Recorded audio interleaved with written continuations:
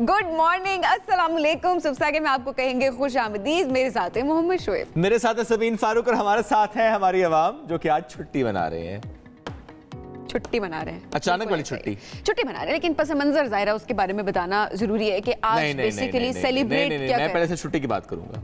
अच्छा जी, करें। अगर छुट्टी ना देते सबीन तो क्या हम ये बात ना करते कि पस मंजर क्या है? नहीं, हमने ऑब्वियसली करनी तो थी बात, जाहिर सी क्या छुट्टी देने से लोगों को पता चला गया 28 मई को क्या हुआ था? नहीं, लोगों को ऑलरेडी भी पता था। मतलब आप सोशल मीडिया पे चला दें या आज की जनरेशन को ज़ाहिर बताना बहुत ज़रूरी होता है, तो आप सोशल मीडिया पे चला दें या ऑब्वियसली इलेक्ट्रॉनिक मीडिया पे भी, जब ज़ाहिर मीडिया पे बात तो होनी है और ऑब्वियसली आज एक बड़ा अहम इजलास भी है, उसमें सदारत भी संभाली जाएगी, ये भी सामने है, तो ऑब्वियसली उसके बाद जो तकरीर होनी है उनमें भी इस बात का जिक्र बार बार होना है, जिसकी बुनियाद पर अगर देखा जाए तो लोगों को पता तो वैसे भी चल जाना था। सवाल बुनियादी तौर पर यह है छुट्टी क्यों, और दूसरा सवाल यह है कि अचानक क्यों ज़रूर दें छुट्टी।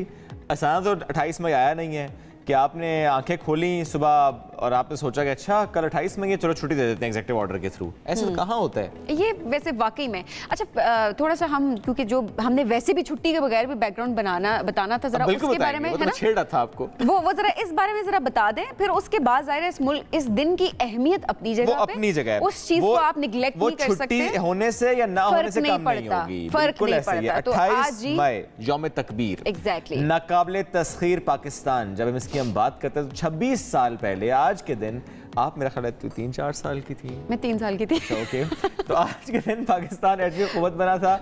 और इस वक्त के वज़ीर आज़म शहबाज शरीफ साहब, उन्होंने इस दिन की मुनासबत से जो पैगाम जारी किया, उन्होंने कहा जी कि 28 मई को पूरी कौम ने मुल्क की सालमियत के लिए बैरूनी दबाव कबूल ना करने का फैसला किया था। यौम तकबीर सियासी और दिफाई क़ुव्वतों के मुल्क का दिफा मजबूत तर बनाने के लिए मुत्तहिद होने की याद दिलाता है और इस दिन जुल्फ़िकार भुट्टो को एटमी प्रोग्राम शुरू करने पर ख़राज अक़ीदत पेश करते हैं। ये ज़ाहिर उनकी तरफ से कहा गया है, शहबाज शरीफ साहब की तरफ से। एक तरफ वो जो ज़ाहिर क़यादत की बात करें, दूसरी तरफ साइंटिस्ट जो कि इसमें जिनका अहम रोल था, उनको भी ख़राज तहसीन उन्होंने पेश किया है और वो कहते हैं कि मुल्क की दिफा पर किसी किस्म का समझौता नहीं किया जाएगा। बिल्कुल जी। अच्छा, अब कौमी तारीख का ये एक यादगार दिन है जो पूरी कौम का सर फखर से बुलंद होता है और जाहिर है हम हर साल जो है इस बारे में जब बात कर रहे होते हैं तो हम इस बात की दलील ज़रूर देते हैं कि हम यकीन रखते हैं, लेकिन अगर कोई भी कुव्वत ऐसी होगी जो कि हम पर हावी होने की कोशिश करेगी तो हम जवाब देने की भरपूर कुव्वत रखते हैं। और that's what deterrence is, और इस पर हमें ज़रा कायम रहना है। Exactly, वो हमें कायम रहना है।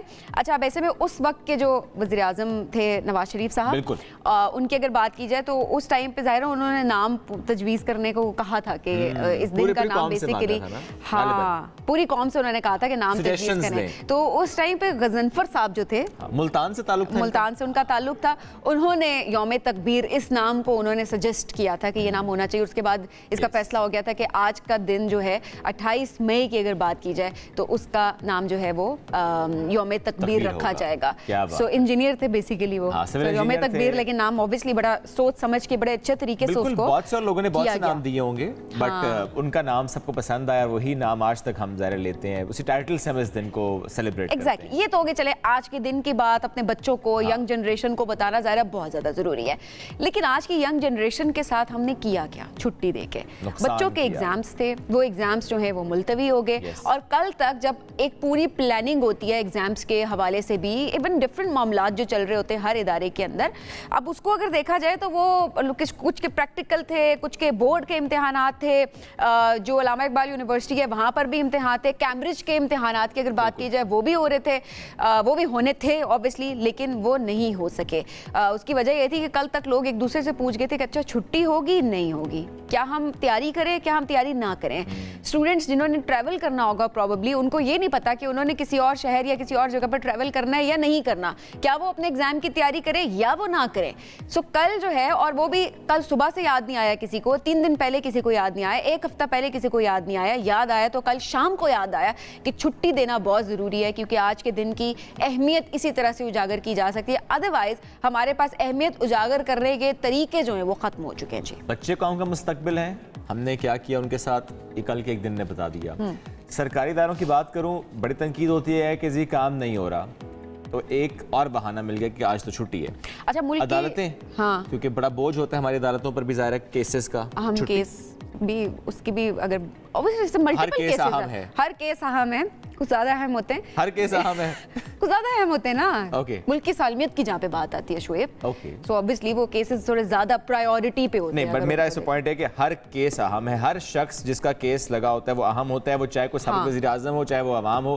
क्योंकि ज़ाहिर है अगर हम ये करेंगे कि नहीं वो केस अहम है, उस केस को सुनना चाहिए, तो वो जो आम अवाम के केसेस हैं वो फिर पीछे जाते हैं। क्योंकि वो आम अवाम के लिए वो केस अहम है। I agree with that. अच्छा, अब ऐसे में आप मुल्क की मुआशी सूरत हाल देखें, 100 अरब का नुकसान होता है सबीन एक दिन की छुट्टी से।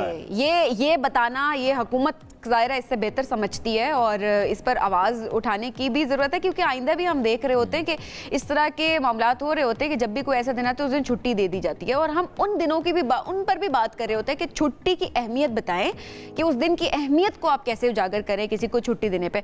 अच्छा, उसमें यह कि जो दिहाड़ीदार मजदूर है उनकी लेबर तबके की अगर बात देखी जाए तो ज़ाहिर है वो रोज़गार उनको नहीं मिल रहा होता, और ऐसे बहुत सारे मामलात होते हैं।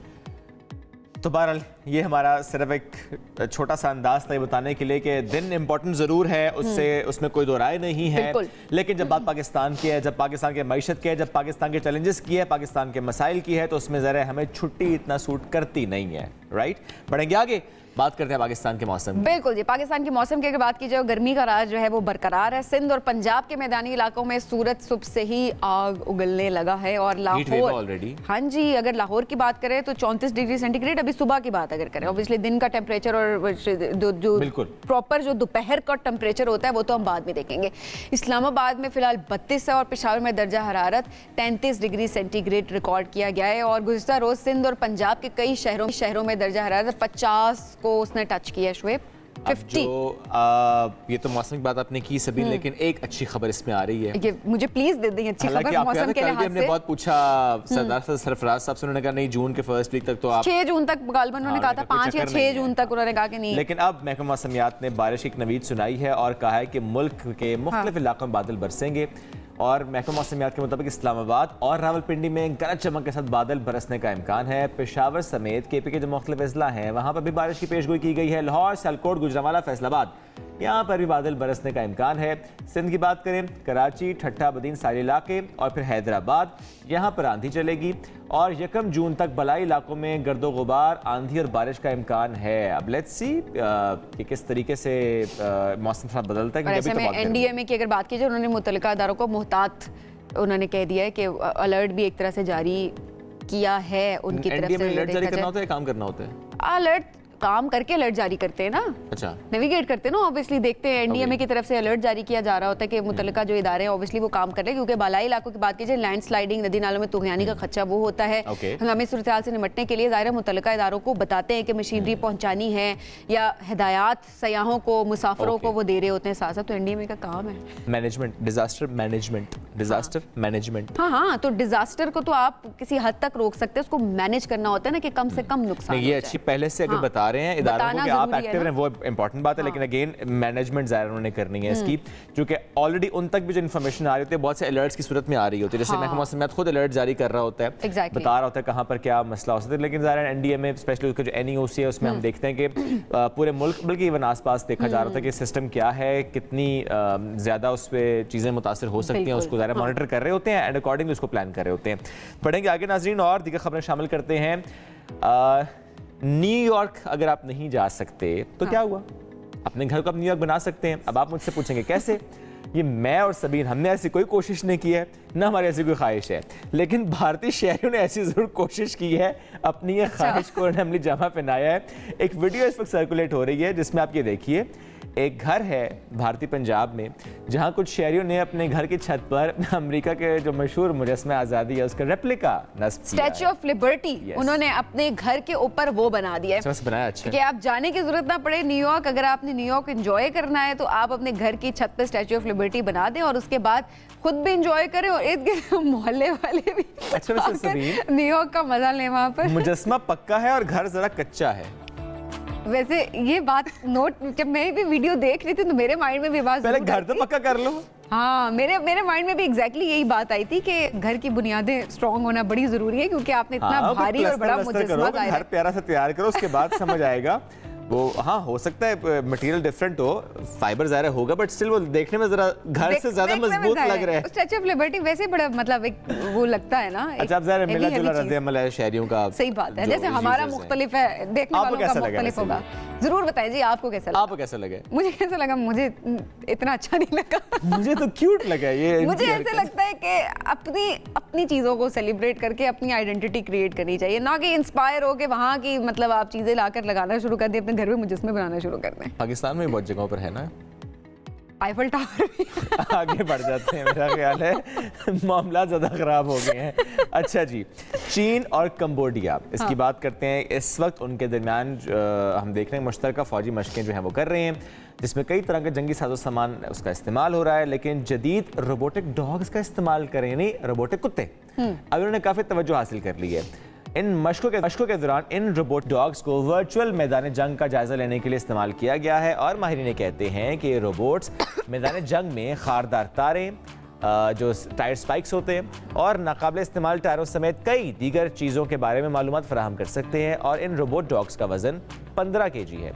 ये 4 घंटों तक मुसलसल काम कर सकते हैं, फिर इनको आई थिंक चार्ज करना होगा ऑब्वियसली, और ज़ाहिर चार्ज करेंगे तो उसके बाद फिर ये मजीद काम कर सकते हैं। लेकिन ये अच्छी बात है कि आप रोबोट्स का इस्तेमाल कर रहे हैं, आहिस्ता आहिस्ता इससे ज़्यादा ह्यूमन जो लाइव्स हैं वो थोड़ी सी बेहतर हो जाती हैं। देखिए यही बात है कि नहीं अब वो जिद्दत की जो हम बात कर रहे होते हैं कि टेक्नोलॉजी में कैसे जिद्दत आ रही है, और हर फील्ड के अंदर अब टेक्नोलॉजी का इस्तेमाल किया जाएगा, जो कि काफी टाइम पहले हमने कभी नहीं सोचा था। हमने बस एक ही तरीका कार देखा है। बट द क्वेश्चन इज, क्या टेक्नोलॉजी ह्यूमन लाइफ को बचा रही है या ज्यादा मुतासिर करे? क्योंकि देखें, रोबोटिक डॉग्स की हमने बात की, ह्यूमन लाइफ को थोड़ा सा सपोर्ट करेगी। एट द सेम टाइम यही टेक्नोलॉजी जिस बड़े पैमाने पर तबाही का सबब बनती है वो भी हमारे सामने। आगे चल के बात भी करेंगे इस पर, आज हमें बात करनी है, स्पेशली रफा की बात करें। हाँ, अभी बढ़ते हैं आगे और सऊदी अरब की बात करें। बिल्कुल, और सऊदी अरब के शहर जिद्दा की बात करते हैं। वहाँ पर ऑटो क्रॉस चैंपियनशिप का इनेकाद किया गया, जिसमें मर्दों के साथ साथ खवातीन राइडर्स ने भी शिरकत की है। और गाड़ियों की रेस के इन दिलचस्प मुकाबलों का एहतमाम Saudi automobile and motorcycle federation ने किया, जिसमें 90 से ज़ायद राइडर्स जो है वो शरीक हुए। और मुंतज़मीन को उम्मीद है कि आने वाली एडिशन में मजीद अफराद भी हिस्सा लेंगे, और इनका कहना है कि इस तरह के मुकाबले मुल्क में स्पोर्ट्स के फ़रोग में बहुत मददगार साबित होते हैं। सऊदी अरब की अगर बात की जाए तो हमने ये देखा है कि किस तरह से नई चीज़ें, जो आप जिद्दत की बात कर रहे थे, और कुछ बाकी दुनिया में वो जिद्दत बहुत पहले आ गई थी, लेकिन बहुत सारी चीज़ें हम देख रहे थे सऊदी अरब में नहीं होती थी, वो तसव्वुर भी नहीं की जाती थी खवातीन के पर्सपेक्टिव से अगर देखा जाए। लेकिन अब अगर देखा जाए तो कैसे वहाँ पर भी चीज़ें चेंज हो रही हैं, और हर डोमेन में खवातीन नजर आ रही हैं। और ये वो चीज़ है जो कि हम देखना चाहते हैं। We really appreciate this thing कि आप एम्पावर कर रहे हैं और उतने ही मौके खवातीन को दे रहे हैं जितने कि आप अपने मर्दों को देते हैं। बिल्कुल ऐसे ही है। आगे बढ़ते हैं।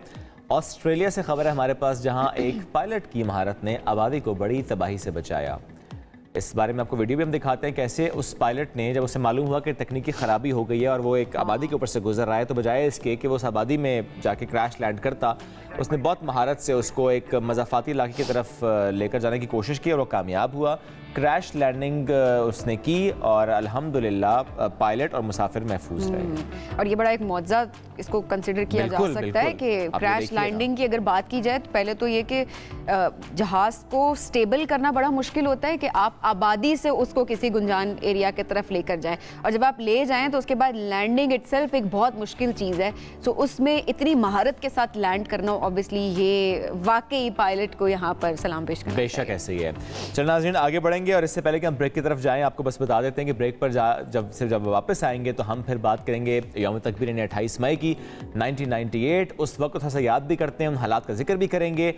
उस वक्त क्या प्रेशर था, उस वक्त क्या फीलिंग्स थी, और उसकी वजह से कैसे आज की जनरेशन को बताना बहुत जरूरी है। जो आज यौम तकबीर की आप छुट्टी मना रहे हैं, छुट्टी का फायदा हम आपको बताएंगे इस ब्रेक के बाद। Stay with us. बात पाकिस्तान की करते हैं, पाकिस्तान के सबसे लाली परचम की करते हैं, जिसके बारे में हमेशा ये दुआ भी करते हैं और कोशिश भी करते हैं कि हमेशा सरबुलंद रहे वतन अजीज, जिसकी सालमियत कोई आंच ना आए। यही हमारी कोशिश और यही हमारी दुआ।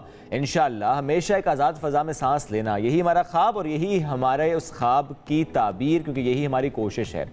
हमारा दिफा नाकाबिल तस्खीर, चूँकि आज जिस तरह हम 28 मई की बात कर रहे हैं कि दुश्मन के पास हमारी दिफाई कुव्वत का कोई तोड़ नहीं है। चूँकि ज़ाहिर है दुश्मन ने पहले ये कोशिश की और हमने उसका मुंह तोड़ जवाब दिया, ये बता दिया कि अगर दुश्मन एक साजिश करता है तो पाकिस्तान उसका जवाब देता है, और दुश्मन अगर ऐसी कोई काम करने की कोशिश करता है कि वो हमसे एट पार हो जाए तो फिर हम उसको ये बताते हैं कि नहीं, वी बिलीव इन डेटरेंस, हम पहले से कुछ नहीं करते, लेकिन अगर आप कुछ करेंगे तो फिर हम वाकई अपनी कैपेसिटी और कैपेबिलिटी दिखाने के हक में हैं। आज जिस तरह हम सब यौम तकबीर मना रहे हैं तो तकरीबन 26 साल पहले, जैसे आज हमने प्रोग्राम के एंटर में भी बात की, 28 मई 1998 पाकिस्तान ने बलूचिस्तान का मकाम है चागी, यानी पाकिस्तान ईरान का बॉर्डर है, यके बाद दीगरे 5 एटमी धमाके किए थे, और उसके बाद 30 तारीख को एक और धमाका किया, यानी 6 धमाके हमने कर दिए थे, क्योंकि इंडिया ने 5 किए तो हमने जवाब बंद 6 धमाके किए कि हमारे पास ये सलाहियत है। और यूँ वतन अजीज़ का दिफा नाकाबिल तस्खीर हुआ। एक ऐसा कारनामा जिस पर हमारी सियासी, हमारी फ़ौजी क़यादत, हमारे साइंसदान, हमारे इंजीनियर्स, हर वो शख्स जो इसमें इन्वॉल्व है, उसकी जितनी तारीफ़ की जाए वो कम है। बिल्कुल। तो आज ज़रा इसी हवाले से हम बात करते हैं, और हमारे साथ इस वक्त हीरो और न्यूक्लियर साइंसदान डॉक्टर समर मुबारक साहब मौजूद हैं। उनसे ज़रा पूछते हैं, जिस तरह मैंने पहले भी बात की थी कि कैसे हमारी आज की जनरेशन को उस दिन के हवाले से बताना, क्या पस मंज़र है, इसका बैकग्राउंड ये पता होना बहुत ज़रूरी है। डॉक्टर साहब बहुत शुक्रिया प्रोग्राम में ज्वाइन करने के लिए। डॉक्टर साहब सबसे पहले तो यही बताइएगा कि उस दिन की मुनासबत से हमें बताइए कि यौम तकबीर, ज़ाहिर आज के दिन हम इसको सेलिब्रेट भी कर रहे हैं और पाकिस्तान, हर पाकिस्तानी का सर फख्र से बुलंद है, बट उस दिन क्या हुआ था एक्चुअली, थोड़ा सा पस मंज़र बताइएगा हमारी जनरेशन को। देखें, हमें पता होना चाहिए कि हमारे दुश्मन ने जो जब से पाकिस्तान बना है उनका यही इरादा रहा है कि पाकिस्तान को कमज़ोर किया जाए, पाकिस्तान को तोड़ा जाए। 1972-71 के दिसंबर में पाकिस्तान 2 लख्त हुआ। उसके बाद हमें एक और धचका लगा कि 1974 में उन्होंने एटॉमिक टेस्ट किया और ये 2 धचके लगे, और उसके बाद उनका जो रेटोरिक था, जो बात जिस करने का तरीका था पाकिस्तान के साथ, वो बहुत मुदब्बराना हो गया। और पाकिस्तान ने फ़ैसला कर लिया उस वक़्त कि हमें अब न्यूक्लियर पावर बन के इसको पावर वो बैलेंस कायम करना है, क्योंकि वैसे तो 3-4 गुना उनकी हम आबादी है, 3-4 गुना उनके रिसोर्सेज और फ़ौज हमारे से ज़्यादा थी। तो एक यही तरीका है कि आप न्यूक्लियर पावर बन जाएँ तो फिर आप बैलेंस ऑफ पावर रिस्टोर कर सकते हैं। तो ये इसका ज़ाहिर है सारा जो बोझ है वो पाकिस्तान के साइंटिफिक और इंजीनियरिंग कम्युनिटी पे आता है, जो न्यूक्लियर साइंटिस्ट और न्यूक्लियर इंजीनियर्स हैं और टेक्नीशियंस हैं। तो ये काम 1974 में शुरू हुआ और बहुत लंबा चौड़ा काम है, इसमें हज़ारों लोगों ने काम किया और 2 दहाइयों तक काम किया। और 1983 में हमने पहला न्यूक्लियर बॉम्ब बनाकर उसका कोल्ड टेस्ट जो होता है वो कर लिया। कोल्ड टेस्ट से बॉम्ब में से पूरी वो ताकत नहीं निकलती जिससे डिस्ट्रक्शन होती है, लेकिन न्यूट्रॉन्स जो छोटे छोटे पार्टिकल्स हैं उनकी बर्स्ट निकलती है, और अगर वो बॉम्ब को जब चलाया जाए और उसमें से न्यूट्रॉन्स निकल आए बहुत काफ़ी मकदार में, तो बॉम्ब का इसका मतलब है डिज़ाइन बिल्कुल परफेक्ट है। तो ये 1983 में एक माइलस्टोन था। उसके बाद फिर एटॉमिक एनर्जी कमीशन ने रिक्वेस्ट की प्रेसिडेंट से कि हम अब जाके प्रॉपर इसमें जो फिसाइल मटेरियल है वो इसमें रख के इसको प्रॉपर टेस्ट, हॉट टेस्ट जिसे कहते हैं, वो करें। उसके लिए हमने जागी में अपनी साइट तैयार की हुई थी, सुरंगें तैयार की हुई थी, खारान में अपना साइट तैयार की हुई थी। तो गवर्नमेंट ने कहा कि अब काफ़ी अर्सा गुजर गया है 1974 को, तो इस वक्त बगैर सग़ीर की न्यूक्लियर पीस को हम डिस्टर्ब नहीं करना चाहते, तो जब मौका मिलेगा फिर आपको बताएंगे। तो हमने फिर आइडल नहीं बैठे। पहला बॉम्ब का साइज़ तो काफ़ी बड़ा था, फिर हमने छोटे छोटे डिज़ाइन जिनकी साइज़ छोटा था, वज़न कम था, लेकिन बहुत ज़्यादा एफिशिएंट थे, ताकत बहुत ज़्यादा थी, वो बनाने शुरू किए। और उसमें मैं डिटेल्स में तो नहीं जाऊंगा, लेकिन वो हमारे पास सलाहियत है, हम पर ये काम कर लेते हैं। तो 6, 7, 8 डिज़ाइन हमारे और भी बन गए। तो जब 1998 में इंडिया ने 11 मई को और फिर उसके बाद 13 मई को टेस्ट किए, जो तो टोटल 5 टेस्ट किए, जिसमें से दुनिया में ने जो रिकॉर्ड किया, उनका जो शॉक वेव रिकॉर्ड की, वो सिर्फ एक टेस्ट की उनके पास शॉक वेव आई, और उसके बाद के जो टेस्ट हैं उनमें छोटी छोटी शॉक वेव्स आई। इसका मतलब वो कम, बहुत कम ताकत के थे। तो ओवरऑल वो 5 टेस्ट जो थे, उन्होंने तो क्लेम किया कि हमने हाइड्रोजन बॉम्ब एक्सप्लोर किया। हाइड्रोजन बॉम्ब तो बहुत ज़्यादा पावर का होता है, वो ऐसे तो नहीं होता। बहरहाल पूरी वर्ल्ड का यह ख्याल था कि जो टेस्ट की रिकॉर्डिंग हुई है वो वही टेस्ट उसके डिवाइस की रिकॉर्डिंग थी, ताबकारी थी या ताकत थी जो 1974 में उन्होंने वो एक रिपीट टेस्ट उसका कर दिया। बहरहाल वो उसके बाद उस वक़्त ये हुआ कि मैं तो जब ख़बर सुनी तो मैं तो बहुत खुश हुआ। तो मुझे कहा हमारे डिफेंस के लोगों ने कि आप क्यों खुश हैं? मैंने कहा अब हमें मौका मिलेगा, अब हम अपना काम कर सकेंगे। तो ज़ाहिर है जिसका हमने इंतज़ार था बहुत सालों से वो फिर हमें मौका मिल गया। यहाँ पे प्राइम मिनिस्टर थे नवाज़ शरीफ, इन्होंने defence committee of the cabinet की मीटिंग की। डॉक्टर हकीकुल खान साहब को, मुझे, आर्मी चीफ, नेवल चीफ, सब चीफ्स को, फॉरेन मिनिस्टर्स को, फाइनेंस मिनिस्टर को, कैबिनेट को, डिफेंस कमेटी को मदऊ किया। उसमें डिस्कशन हुई टेस्ट करना चाहिए या नहीं, और उसमें फ़ैसला ये हुआ कि टेस्ट मेजॉरिटी डिसीजन जो हुई कि टेस्ट करना चाहिए। तो उसका ज़िम्मेदारी मुझे सौंपी गई और 19 मई को हमें गो हेड मिली कि हम अपना सामान लेकर जो भी हमने न्यूक्लियर डिवाइसेस लेकर जानी है चाहिए उसके लिए हम फ़्लाइट बोर्ड करें और चले जाएं यहाँ से। तो स्पेशल जहाज़ों से सामान भेजा गया और हम कमर्शियल फ़्लाइट पे PA की गए। तो रात को 12 बजे हम चागी पहुँचे। खौफनाक मंज़र था। मैं तो वहाँ बहुत दफ़ा जा चुका था, मैं बहुत कई सालों से काम कर रहा था, लेकिन जो हमारी टीम के सारे मेंबर्स थे वो उस मंज़र से आशनामंद नहीं थे। तो वो रात को जब उन्होंने उस पहाड़ की शक्ल देखी, काला स्याह पहाड़ और बिल्कुल अंधेरा घुप था, तो वो बड़े परेशान से हुए। मैंने कहा कि नहीं कोई बात नहीं, हम यहाँ भी इंसान रहते हैं, हमारे सिक्योरिटी लोग यहाँ काम कर रहे हैं कई सालों से, तो आप फिक्र ना करें, सिक्योरिटी भी बहुत है। एनीवे, तो टेस्ट की फिर हमने तैयारी शुरू की। उसमें ये होता है कि बॉम्ब्स असेंबल करने होते हैं। टनल्स एक किलोमीटर से ज़्यादा लंबी टनल्स होती हैं पहाड़ के अंदर, हॉरिजॉन्टल टनल्स। पहाड़ के बिल्कुल जो चोटी है उसके नीचे जाके वो टनल एंड होती है ताकि मैक्सिमम ऊपर कवर पहाड़ का मिल जाए उसको। और फिर वहाँ पे जाके बॉम्ब्स असेंबल करने होते हैं। फिर उसके बाद केबल्स जो है वो ले करनी होती हैं बाहर, केबल के टनल के मुंह के बाहर फिर एक बंकर था, वहाँ पे हमारी सारी इंस्ट्रूमेंटेशन लगी हुई है जो बॉम्ब की ताकत को मेजर कर सके, यील्ड को मेजर कर सके और उसकी क्वालिटी मेजर कर सके। क्वालिटी ये होती है कि कितनी जल्दी वो फुल पावर पे आता है डेटोनेशन जब स्टार्ट करते हैं, और कितनी देर तक वो रहता है फुल पावर पे और फिर डिके करता है। तो जो बॉम्ब्स एकदम ऊपर जाकर नीचे आ जाएं वो आप समझें कि इतने अच्छे नहीं हैं। खैर वो सारी चीज़ें हमने उसके लिए डिटेक्टर्स बनाए हुए थे, बहुत सालों से तैयारियाँ की हुई थी। तो वो बंकर्स में बहुत इंस्ट्रूमेंटेशन थी, फुल बंकर भरा हुआ था इंस्ट्रूमेंटेशन से। तो केबल्स सारी आके बॉम्ब से वहाँ पे टर्न्स के थ्रू आके वहाँ पे बंकर में टर्मिनेट होती थी इक्विपमेंट के ऊपर।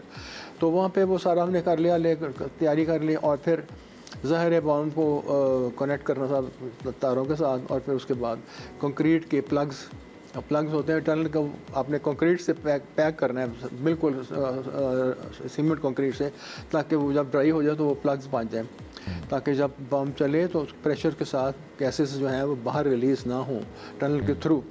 तो पहाड़ ने तो इतना स्ट्रॉन्ग है और उतनी हाइट थी कि वो उसको होल्ड कर सकता था। तो वो फिर टनल्स की प्लगिंग की गई।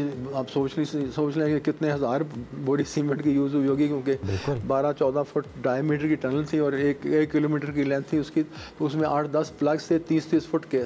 तो वो फिर सारे प्लग्स लगाए, वो भी 10-12 घंटे में कंक्रीट ड्राई हो गई। तो 27 तारीख को हम बिल्कुल हर तरह से तैयार थे। बॉम्ब की डेटोनेशन हमने 15-20 किलोमीटर दूर रिमोट कंट्रोल से करनी थी। ज़ाहिर है टनल के बाहर खड़े होकर तो बॉम्ब डेटोनेट नहीं कर सकते थे हम, क्योंकि उसका बहुत ख़तरा होता है। हमें पता नहीं था कि क्या होना है, पहला तजुर्बा था। तो सेफ्टी के लिए हमने 20 किलोमीटर दूर अपना डेटोनेशन पॉइंट बनाया, पहाड़ों के कई रेंजेस गुजर के वहाँ पे उसके प्रोटेक्शन में। तो सिर्फ वहाँ से हमें ये रास्को पहाड़ जिसके नीचे टनल बनी हुई थी उसके सिर्फ रेंज की ऊपर से चोटियाँ नज़र आ रही थी जहाँ पे हम खड़े थे डेटोनेशन के लिए। वहाँ पे हमारी स्पेशल व्हीकल थी, उसमें इक्विपमेंट लगी थी। तो रिमोट कंट्रोल से हमने वो सारा करना था इसको डेटोनेट। तो आर्मी की पूरी एक ब्रिगेड थी जो हमारी सिक्योरिटी के लिए उसने सराउंड किया हुआ था रास्को के पहाड़ को। उस ब्रिगेड में तकरीबन 5-6 हज़ार लोग होंगे मेरा ख्याल, या शायद का थोड़े से कम हो। तो वो उनको फिर मैंने सुबह कई वक्त कह दिया कि आप यहाँ से एवैक्यूएट कर लें। तो उन्होंने कहा हमें 2-3 घंटे चाहिए एवैक्यूएशन के लिए। तो हम डेटोनेशन पॉइंट पे खड़े हो गए वेट कर, फिर वो गाड़ियों की गुजरती गई, जीप से सोल्जर्स को ले ट्रक जाते रहे। तो तकरीबन 3 बजे के करीब वो सारे एवैक्यूएट हो गए। तो उस वक्त फिर 2 हेलीकॉप्टर्स में हमारे कुछ लोग आए, साइंटिस्ट भी थे, हमारे एटॉमिक एनर्जी कमीशन के चेयरमैन थे और डॉक्टर एक्यू खान साहब थे और कुछ आर्मी के जनरल्स वगैरह थे। वो आए देखने के लिए टेस्ट को।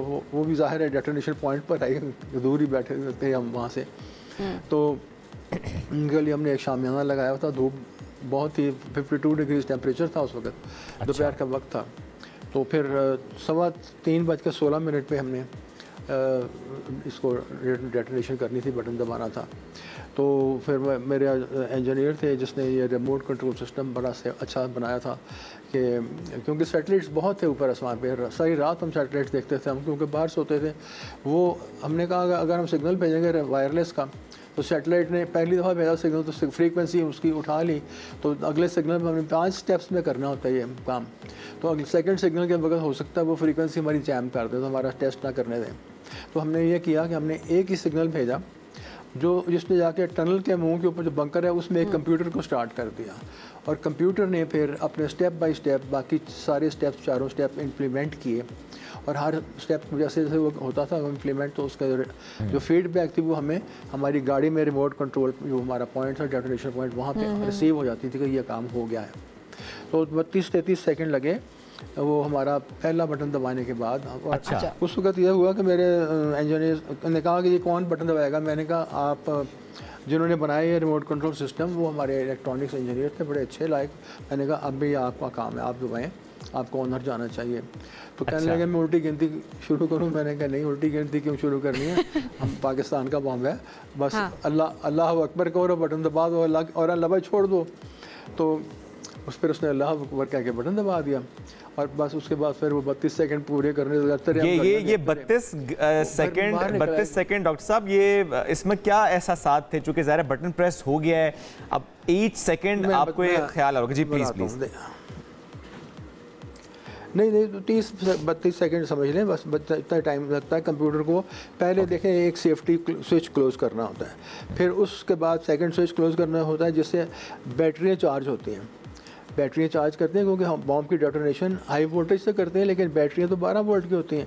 बैटरियाँ चार्ज होती हैं। बैटरियाँ जब चार्ज हो जाए उसके बाद फिर हाई वोल्टेज की अगला स्विच क्लोज करते हैं, तो वो बैटरियाँ हाई वोल्टेज सर्किट को चार्ज करती हैं, वो कई हज़ार वोल्ट तक जाता है।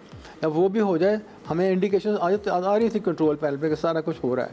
फिर उसके बाद आखिरी सेफ्टी स्विच क्लोज करते हैं, तो वो हाई वोल्टेज डेटोनेटर्स जो हैं बॉम्ब के ऊपर उन पर चली जाती है और डेटोनेशन हो जाती है।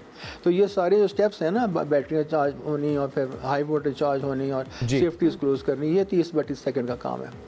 तो बहरहाल ये सीक्वेंस स्टार्ट हो गया ना, जब पहला सिग्नल भेजा ना कंप्यूटर ने खुद ही काम फिर वहाँ पर शुरू कर दिया।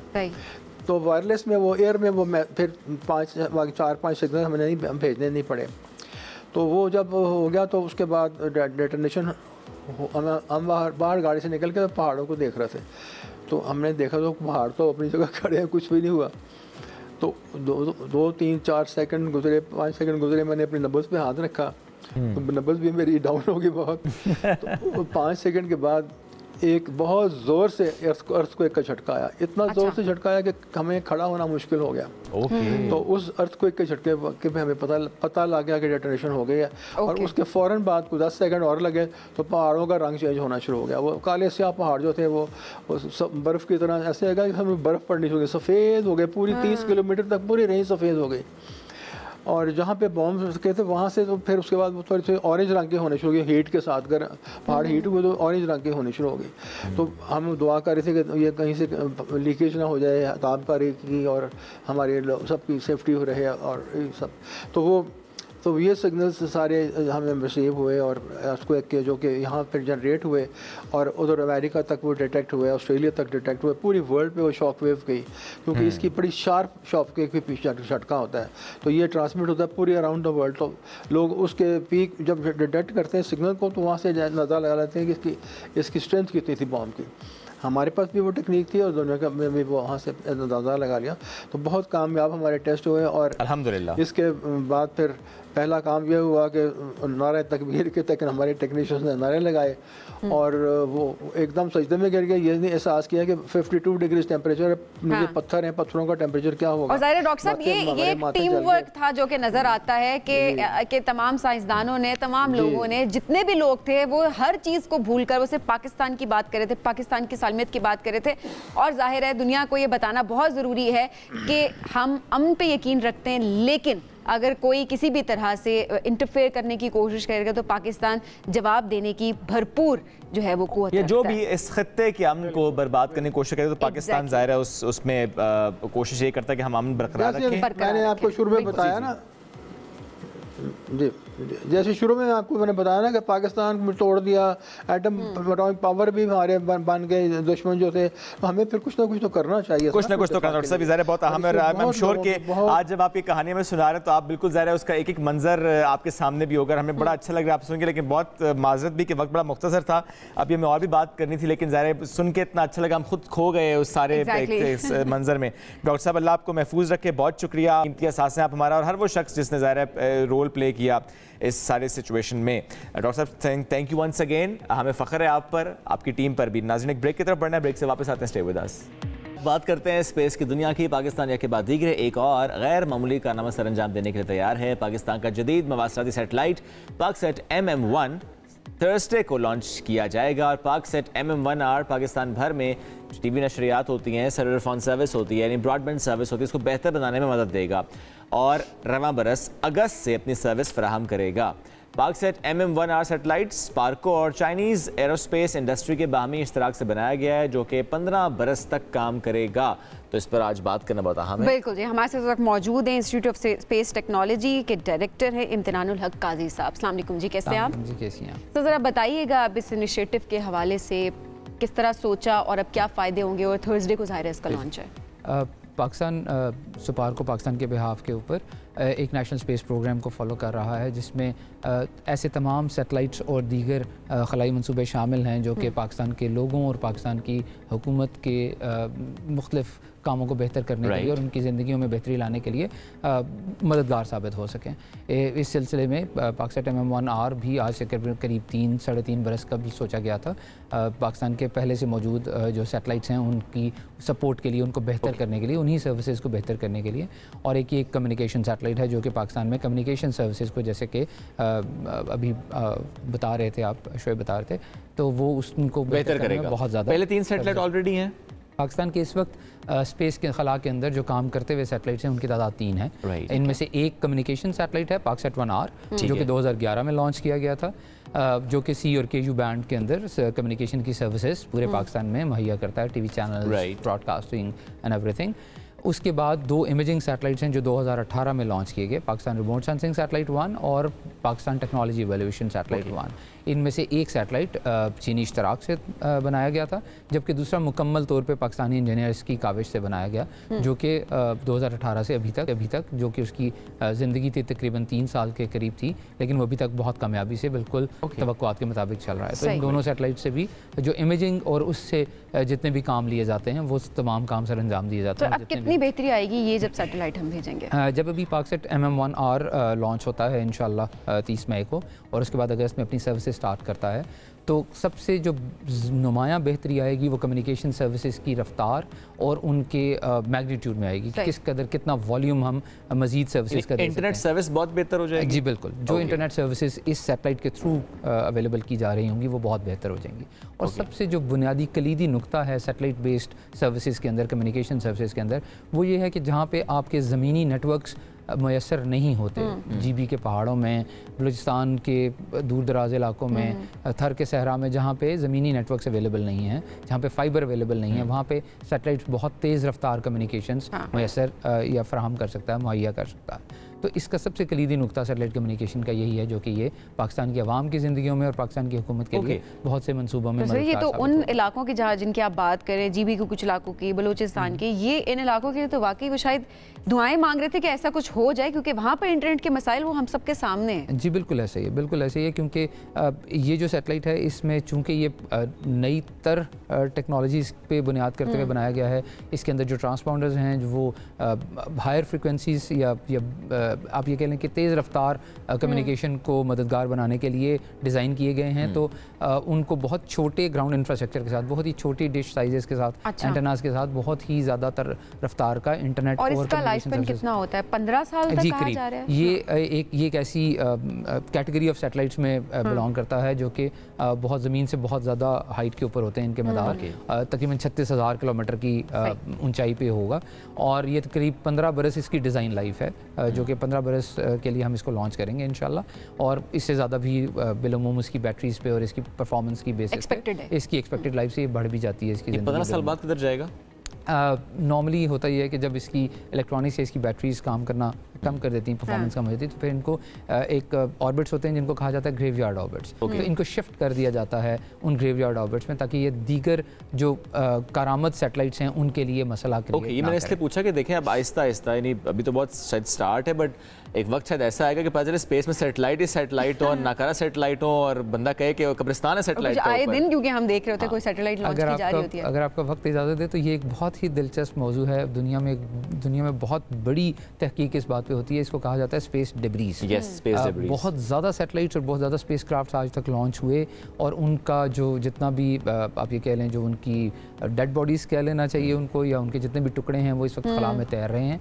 और जो भी सैटेलाइट्स इस वक्त खला में जो करामत सैटेलाइट्स हैं जो इस वक्त चल रहे हैं, जो फंक्शनल सैटेलाइट्स हैं, उनके लिए बहुत बड़ा ख़तरा होता है। जैसे इमेजिंग सैटेलाइट है, वो एक सैटेलाइट करीबन 7 किलोमीटर पर सेकंड पे की रफ्तार से चल रहा होता है। ठीक है, उसकी मूवमेंट की रफ्तार 7 किलोमीटर पर सेकंड होती है। तो अगर इसको कोई स्पेस डेब्री जो कि 5 या 10 सेंटीमीटर की भी हो वो भी टकरा जाए तो वो सैटेलाइट को तबाह कर सकती है। तो ये एक बहुत ही वसी रिसर्च का मैदान है जिसमें स्पेस डेब्रीज की ट्रैकिंग और उसके ऊपर भी एक बहुत मजबूत निज़ाम दुनिया में, ताकि एक्सीडेंट ना हो ऊपर। जी और बिल्कुल। और पाकिस्तान का भी अभी हाल ही में एक हम प्रोग्राम इस पे स्टार्ट करने जा रहे हैं, जो कि हमारे अपने सैटेलाइट्स, क्योंकि अब ये तादाद बढ़ने लगी है आहिस्ता आहिस्ता इंशाल्लाह। सर अमूमन जो ऑलरेडी भी हमारी सैटेलाइट्स हैं उनका लाइफ स्पैन कितना होता है? वो भी 15 साल 10 साल? ये सैटेलाइट की किस्म पे डिपेंड करता है। जैसे मैंने आपको बताया कि ये सैटेलाइट्स बहुत ऊंचे होते हैं, ऊंचे मदारों में होते हैं, 36,000 किलोमीटर पे। तो इनको लॉन्च करने के लिए भी चूंकि ज़्यादा कुव्वत चाहिए होती है, तो इनको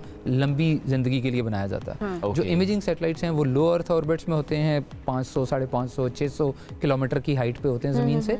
उनको लॉन्च करने में बहुत ज़्यादा कुव्वत और एनर्जी नहीं चाहिए होती, तो वो तकरीबन 7 से 10 साल, उसमें भी ऐसा हो सकता है कि आप 5 साल के लिए भी लॉन्च कर सकते हैं। उनके अंदर ऐसे भी होते हैं, डिपेंड्स कि उसकी क्या टाइप है और आप किस मकसद के लिए और कैसे उसको डिजाइन करके, कितनी जिंदगी आप रखना चाहते हैं उसकी सैटेलाइट, ठीक है, उस पर डिपेंड करता है। अच्छा, और ऐसे में जो इमेजिंग सैटेलाइट है उनका रोल क्या होता है? इमेजिंग सैटेलाइट्स किसी भी मुल्क में जो हुकूमत है, जो हुकूमती इदारे हैं, या जितने भी जो सोशो इकनॉमिक डेवलपमेंट के लिए काम करें या नेशनल सिक्योरिटी के लिए काम करें, उनके लिए बहुत ही कलीदी किरदार रखते हैं। इमेजिंग सैटेलाइट्स में जैसे पाकिस्तान में बहुत ज़्यादा काम हो रहा है एग्रीकल्चर सेक्टर में, फसलों की मॉनिटरिंग के लिए, फसलों की प्रोटेक्शन के लिए, उनकी कितनी क्रॉप यील्ड कितनी होगी, प्रोडक्शन कितनी होगी। करीब 14-15 बरस से पाकिस्तान में इसके रिजल्ट्स मैनेज होते हैं। डिज़ास्टर मैनेजमेंट एक बहुत बड़ा एक ऐसा डोमेन है जिसमें इस वक्त भी जो हम बात होंगे इससे पहले भी कर रहे थे कि NEOC जो नेशनल इमरजेंसी ऑपरेशन सेंटर, वहाँ पे भी जो इमेजेस सारे आ रहे हैं, जो मॉनिटरिंग हो रही है, इसी सैटेलाइट के थ्रू हो रही होती है। जी, सुपारको उसमें भरपूर अपना किरदार अदा करता है। NDMA के लिए जितनी भी सैटेलाइट बेस्ड सर्विसेज हैं वो सुपारको ही। आपका नुमाइंदा तो उसमें भी होता है ना, जो चांद देखते हैं? जी बिल्कुल, वहाँ पे भी हमारा नुमाइंदा मौजूद है। सैटेलाइट से देखते हैं? नहीं, टेलीस्कोप से। हमारा टेलीस्कोप का स्पेस साइंस का एक पूरा प्रोग्राम है, वो बिल्कुल एक डिफरेंट। मैं छेड़ रहा हूं उसमें, मामला जरा ऐसे ना, उस पे सवाल बहुत होते हैं। अच्छा, आप इसमें से सवाल कर सकते हैं, देख लें, फिर जवाब देना पड़ेगा। जी बिल्कुल, मैं दूंगा, आप प्लीज। ये सही बताते हैं, पर चांद नजर आ गया। चांद की साइंटिफिकली प्रेडिक्शन करना, you can do it for many years to come. आप अगले आने वाले 10 साल के लिए कर सकते हैं। लेकिन उसकी जो दीगर जितनी भी शराइत हैं, जो कि मजहबी एंगल जितना भी है, उसके ऊपर सुपारको या साइंस कोई भी ज़रा उसमें राय आप नहीं दे सकते, उसमें ज़रा दूसरा एलिमेंट आ जाता है। अच्छा, ऐसे में वो जो iCube हमारा गया हुआ है, उसने अभी तक क्या कुछ भेजा, हम उससे क्या फ़ायदा हासिल कर पाए हैं? जी iCube कमर बुनियादी तौर पर चांद का सैटेलाइट था। बिल्कुल समझ लीजिए कि वो चांद के मदार में था, इमेजिंग सैटेलाइट था। बिल्कुल। और वो एक छोटे हुजम का 7 से 10 kg का छोटे हुजम का एक सैटेलाइट था, जो कि इसलिए भेजा गया था कि वो जब उसने शुरू का जो इमेज भेजा, वो चांद के मदार एग्जैक्टली दायरे की शक्ल का नहीं है। चांद का मदार बेज़वी शक्ल का है। सही है। किसी वक्त में वो सैटेलाइट चांद से बहुत दूर होता है और किसी वक्त वो चांद के काफ़ी करीब आ जाता है। इन दो पॉइंट्स को पेरिजी और एपोजी कहा जाता है, उनके मदार के दो जो पॉइंट्स एंड पॉइंट्स होते हैं। तो जो शुरू के इमेज थे वो बिल्कुल आप ये कह लीजिए कि सबसे दूर से उसने लिए, तो उसके बाद मज़ा नहीं आया। नहीं मज़े की बात नहीं। वो जब करीब आया तो उसने और भी बहुत सारे इमेज शेयर किए हमसे। तकरीबन उसकी क्योंकि वो एक टेक्नोलॉजी डेमोन्स्ट्रेशन का एक सैटेलाइट था, तो उसके कुछ और इमेजेस जो कि हमारे पास वक्तन फवक्तन आते हैं, तो हम आप कंपाइल करते चले जाएंगे, आहिस्ता-आहिस्ता उस पे स्टडी भी होगी। जी बिल्कुल ऐसी, और उसके ऊपर स्टडीज भी होंगी। बिल्कुल ठीक है sir, thank you so much. आप जरा सैटेलाइट से मुतालिक जिक्र कर रहे थे, हमने कहा जरा आसपास की और बातें भी पूछ लेना स्पेस से जुड़ी, तो हमने वो भी कोशिश पूरी की है। नाज़रीन, ब्रेक की तरफ जाना है। जब ब्रेक से वापस आएंगे तो फिर हमारे साथ एक ऐसी खातून होंगी जिन्होंने वाकई साबित किया है कि ड्यूरिंग द सर्विस इतने मुश्किल हालात उन पर आए कि वो दोनों टांगों से महरूम हो गई, लेकिन उसके बावजूद उन्होंने कहा मैं हिम्मत नहीं हारूंगी, मैं काम करती रहूंगी। पुलिस सर्विस से इनका ताल्लुक है, आयशा नाज इनका नाम है। आपकी मुलाकात इनसे कराएंगे, इनके आज़म और इनके हौसले की दास्तान सुनाएंगे। ब्रेक के बाद स्टे विद अस। एक ऐसी खातून से आपकी मुलाकात हम करवाएंगे जो हिम्मत नहीं हारी उन्होंने। अगर देखा जाए तो एक फील्ड में आना और उसके बाद जो है अगर एक आजमाइश से गुजरी वो, लेकिन उसके बावजूद उन्होंने उसको अपनी कमज़ोरी नहीं बनाया बल्कि उन्होंने उसको अपनी ताकत बनाया। हमारे साथ मौजूद है एक ऐसी मजबूत अज़्म और हौसले की खातून जिनकी हम आज बात कर रहे हैं, सिंध पुलिस की कांस्टेबल आयशा नाज की। आयशा नाज ने 2018 में सिंध पुलिस में शमूलियत इख्तियार की थी और वो बहुत दयानतदारी से अपने फ़राइज़ सर अंजाम दे रही थी। ताहम 2 साल पहले की अगर बात की जाए तो उनको एक हादसा पेश आया था, जिसके बाद वो दोनों सर्विस के 2 साल बाद ही देखिए हादसा पेश आ जाता है। हाँ, सर्विस के 2 साल के बाद वो हादसा पेश आया था जिसमें अपनी दोनों टांगों से महरूम हो गई थी, मगर ये हादसा इनके अज़्म को कमज़ोर ना कर सका और उन्होंने व्हील चेयर में बैठ कर भी अपने फ़राइज़ सर अंजाम देना शुरू कर दिया और ना सिर्फ एक कामयाब पुलिस एहलकार बनी बल्कि उन्होंने हालिया ही अगर देखा जाए तो मास कम्युनिकेशन में मास्टर्स की डिग्री भी मुकम्मल कर ली है। अब मास कॉम की बात की जो फिर पुलिस की बात की जो पूछा जाएगा आप फील्ड में भी इंटरेस्ट है कि नहीं, आप प्रैक्टिकली करेंगे कि नहीं, और ज़ाहिर एक मिसाल इन्होंने कायम की है और कैसे ये काम करी है और चैलेंजेस को किस तरह से फेस करती हैं, और जाहिर है इर्द गिर्द सोसाइटी अपनी फील्ड के लोग उनको किस तरह से सपोर्ट करते हैं। तो आज जनाब आयशा नाज हमारे साथ मौजूद, उनसे बात करते हैं। अस्सलाम वालेकुम आयशा, कैसे? वालेकुम अस्सलाम, मैं ठीक हूँ, आप कैसी हैं? बिल्कुल ठीक ठाक। आयशा, सबसे पहले तो बताइएगा कि हमेशा से ये पुलिस फोर्स में जाने का शौक था और कब से तैयारी शुरू की थी और किस तरह से सिलेक्शन हुई थी? पुलिस फोर्स को ज्वाइन करना मेरा शौक था और मैं बचपन से चाहती थी कि मैं किसी फोर्स को ज्वाइन करूं, जैसे सब बच्चों का एक शौक होता है। तो 2018 में मैंने सिंध पुलिस को ज्वाइन किया। मैं चाहती थी कि मैं अपने मुल्क और वतन के लिए कुछ कर सकूं। बहुत प्यारी सोच जा रहा है, जिस सोच से फिर आपने ज्वाइन भी किया। मैं ज़रूर चाहूँगा, इट्स वेरी डिफ़िकल्ट बट ज़रूर शेयर कीजिएगा कि ज़ाहिर है आप एक सोच से एक इदारे को ज्वाइन करते हैं, आप आगे बढ़ रहे होते हैं, लेकिन ऐसे अचानक से एक हादसा हो जाना, ज़रूर वो शेयर कीजिएगा वो हादसे से मुतालिक भी, और फिर उस वक्त कैसे अपने आप को आपने कंपाइल किया, कैसे अपने आप को अपने जोड़े रखा, कैसे मजबूत रहे, कैसे आगे बढ़ी। अच्छा, अगर हादसे की बात की जाए तो 2020 में एक खतरनाक हादसा पेश आया, यानी कि रोड ट्रैफिक एक्सीडेंट, जिसकी वजह से मेरी दोनों टांगे जो हैं वो अबव नी एम्पुटेशन हुई। और अचानक से अगर आप अपनी एक नॉर्मल लाइफ के अंदर होते हैं और फिर अचानक से एक ऐसा हादसा पेश आता है कि आप बिल्कुल जो है वो डिपेंडेंट हो जाते हैं, तो यकीनन ये एक बहुत बड़ी सदमे की बात होती है, इंसान डिप्रेशन में चला जाता है। तो उस वक्त मेरा भी हाल कुछ ऐसे ही था। डॉक्टर्स के बहुत ज़्यादा इलाज के बाद मेरी टांगे जो हैं वो रिकवर ना हुई और डॉक्टर्स ने मेरी दोनों टांगे जो हैं वो अबव नी एम्पुटेशन कर दी। वो वक्त बहुत ज़्यादा मेरे लिए ख़तरनाक था क्योंकि मैं अपने आप को ही एक्सेप्ट नहीं कर पा रही थी। अचानक से दोनों टांगों का चले जाना और फिर बिल्कुल मैं एकदम डिपेंडेंट हो गई थी, कमर हो गई थी। मुझे ऐसा लगता था कि मेरी ज़िंदगी जो है वो बिल्कुल ख़त्म हो चुकी है। एकदम से वो जो 24-25 साल मैंने टांगों के साथ गुजारे और फिर जो है वो मैं व्हील चेयर पर आ गई, तो यकीनन बहुत ज़्यादा डिप्रेशन की बात है। मैं अपने आप को संभाल नहीं पा रही थी, मैं बिल्कुल व्हील चेयर बाउंड हो चुकी थी और मैं लोगों का सामना नहीं कर पाती थी। तो ये सब चीज़ें मेरे लिए बहुत ज़्यादा मुश्किल थी। जी, तो अच्छा, उसके बाद किस तरह से वापस आई ज़िंदगी की तरफ और किस तरह से दोबारा जो है आपने अपने प्रोफेशन को जारी रखा? इदारे ने कितना सपोर्ट किया? इर्द गिर्द आपके कोलीग्स ने आपको कितना सपोर्ट किया, ये बताइएगा ज़रा। अच्छा, हादसे से निकलने की अगर बात की जाए तो हादसे से निकलना बहुत मुश्किल था। मुझे सबसे पहले मेरे घर से मेरी फैमिली ने मुझे सपोर्ट किया कि आयशा तुम वही हो, तुम सब कुछ कर सकती हो। और मैंने खुद सोचा कि अगर मैं अपने आप को एक्सेप्ट नहीं करूंगी तो मुझे मुआशरा कैसे एक्सेप्ट करेगा, या मुझे मेरा डिपार्टमेंट कैसे एक्सेप्ट करेगा, मुझे लोग कैसे एक्सेप्ट करेंगे। तो मैंने सबसे पहले अपने आप को एक्सेप्ट किया कि मैं जो भी हूँ, मैं जैसी भी हूँ, अगर अल्लाह ताला ने मेरे साथ ये हादसा पेश किया है तो यकीनन इसके बदले में अल्लाह ताला मुझसे बहुत काम लेना चाहते होंगे। तो मैंने जो है अपने हिम्मत को कभी डाउन नहीं होने दिया और मैंने चाहा कि मैं जिंदगी में आगे बढ़ूं। और जब मैंने मुआशरे को फेस करना स्टार्ट किया तो लोगों ने खुद ब खुद मेरा साथ देना शुरू कर दिया। हादसे की बाद मुझे सिंध पुलिस ने बहुत ज्यादा सपोर्ट किया, मॉरली, फाइनेंशियली, यहाँ तक कि मुझे बहुत ज्यादा अप्रिशिएट किया कि आप दोबारा फील्ड ज्वाइन कर सकती हैं, काम कर सकती हैं, ऑफिस वर्क कर सकती हैं। तो ये सब कुछ मेरे डिपार्टमेंट की तरफ से मुझे बहुत ज्यादा सपोर्ट मिला और उन्हीं की बदौलत मैं आज जो है वो यूनिफॉर्म के अंदर आप सबके सामने हूँ। माशाल्लाह। और आयशा, ऐसे में चैलेंजेस अभी भी फेस करने आपको पड़ते हैं कहीं ना कहीं, या फिर अब वो चैलेंजेस मैटर नहीं करते, किसी की बात या कोई भी हर्डल आपके लिए मैटर नहीं करता, आप सिर्फ ये है हौसला है, अज़्म है और बस आपने अपना काम करना है? देखिए, चैलेंजेस की बात की जाए तो चैलेंजेस एक नॉर्मल पर्सन के साथ भी डेली लाइफ में डेली के एक नया चैलेंज होता है। बाहर निकलते ट्रैफिक के मसाइल, घर की टेंशन, फिर जॉब की टेंशन, यानी कि हर एक नॉर्मल पर्सन भी तो सब चीजों को फेस कर रहा है। तो हम अपने आप को क्यों कंपेयर करते हैं? तो ये चैलेंजेस तो डेली लाइफ में मुझे मिलते रहते हैं, लेकिन मैंने अब चैलेंजेस को एक्सेप्ट करना शुरू कर दिया, क्योंकि मैं ये समझती हूँ कि अगर मैं को देखती रहूंगी तो मैं पॉजिटिव वे पे नहीं चल सकती। क्या बात, लेकिन कितनी प्यारी बात आप कर रही हैं कि कोई कंप्लेनिंग नहीं है, अब कोई लफ्ज कंप्लेनिंग नहीं है, अल्लाह का शुक्र है, आगे बढ़ने की जुस्तजू है। अच्छा, चूंकि व्हील चेयर पे हमने चूंकि सभी कल भी बात की, तो वैसे भी करते हैं आप, ठीक है, उनके इदारे ने सपोर्ट किया, आपने कुलीग्स का जिक्र भी किया, वहाँ रैम्प्स भी होंगे, बट जनरली जो एक चीज़ मिसिंग है पाकिस्तान में, हमारे शहरों में एवरीवेयर रैम्प्स नहीं होते, और अगर कहीं रैम्प है वो इंक्लाइंड इतने ज़्यादा हैं कि उस पर आप नहीं जा सकते, किसी के सपोर्ट के बगैर तो आप नहीं जा सकते। यूज़ ही नहीं कर सकते। तो अपने इस बारे में भी बताइएगा आयशा, रैम्प्स ना होना उससे कितनी दिक्कत, कितनी परेशानी आपको होती है?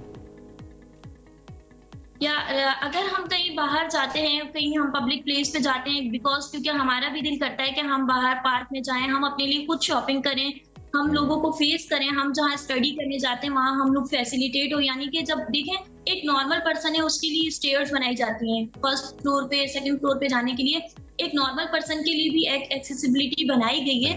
तो इसी तरह से डिसेबिलिटीज को देखते हुए इंफ्रास्ट्रक्चर को थोड़ा सा स्ट्रॉन्ग किया जाए, लिफ्ट बनाई जाए, रैम्प्स बनाई जाए, ताकि पर्सन विद डिसेबिलिटीज जो है वो अपने आप को माशरे में इंक्लूड कर सकें और पाकिस्तान जो है वो एक इंक्लूसिव तो ज़ाहिर है ये फैसिलिटी होना बहुत जरूरी है। आयशा, आखिर में जरा अपनी मैथ्स कॉम की डिग्री के हवाले से हमें जरूर बताएं कि मास्टर्स कंप्लीट कर लिया है, अब क्या सोचा आगे? मीडिया में आना है आपने, जर्नलिज्म की तरफ आना चाहेंगी?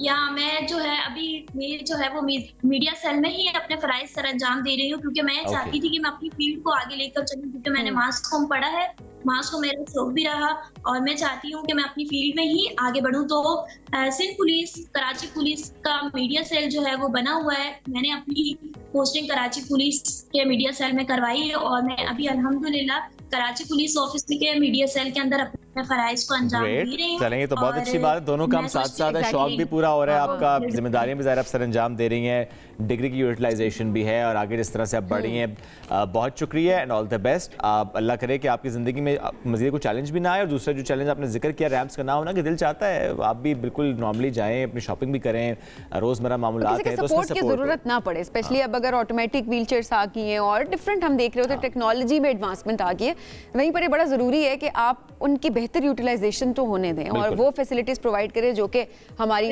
हुकूमत के इख्तियार में ज़रूर है। आयशा, बहुत शुक्रिया प्रोग्राम में हमें ज्वाइन किया। आगे बढ़ते हैं जी। अच्छा सभी, मैं इनकी सारी गुफ्तगू से एक बात सोच रहा था, नॉर्मली क्या होता है कि ज़रा सी कोई परेशानी आ जाए, कोई इशू आ जाए तो हम ओवर थिंक करते हैं, हम सोचना शुरू कर देते हैं बहुत ज़्यादा, और वो हम इस तरह सोच रहे होते हैं कि हमारे माइंड में खुद ब खुद सिनेरियोज बन रहे होते हैं। तो बहुत सारे लोग, ज़ाहिर है ओवर थिंक करना कोई भी नहीं चाहता होगा, because honestly it's very painful और आप जिंदगी में आगे नहीं बढ़ पा रहे होते, आप उसी एक लम्हे में रुक जाते हैं, उसके बारे में सोच रहे होते हैं, सोच हमें रोक देती है।